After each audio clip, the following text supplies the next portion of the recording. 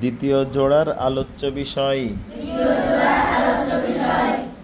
আওয়াজ জারি থাকা বা না থাকা। আওয়াজ জারি থাকা বা না থাকা। আওয়াজ জারি থাকা বা না থাকা।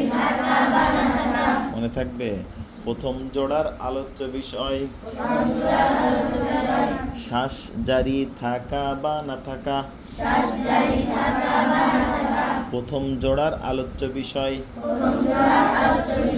শ্বাস জারি থাকা বা না থাকা।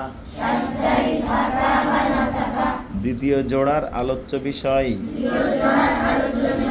আওয়াজ জারি থাকা বা না থাকা।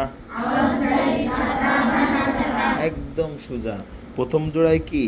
শ্বাস শ্বাস জারি থাকা বা না থাকা, আর দ্বিতীয় জোড়ায় আওয়াজ জারি থাকা বা না থাকা। এটা খেয়াল করতে হবে, বোঝেন নাই?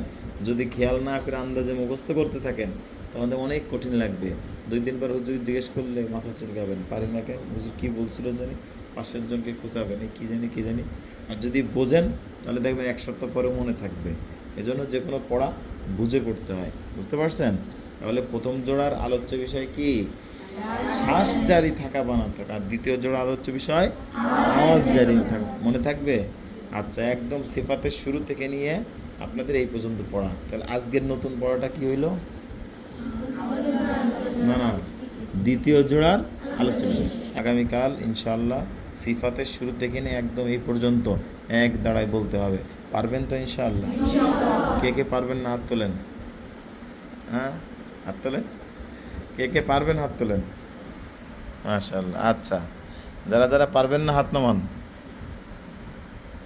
কে হলো? যারা পারবেন হাত নামান।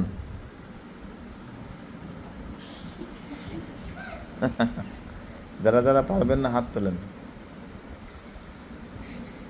আপনি পারবেন না নাকি? আচ্ছা, ঠিক আছে। দোয়া পড়েন একজন।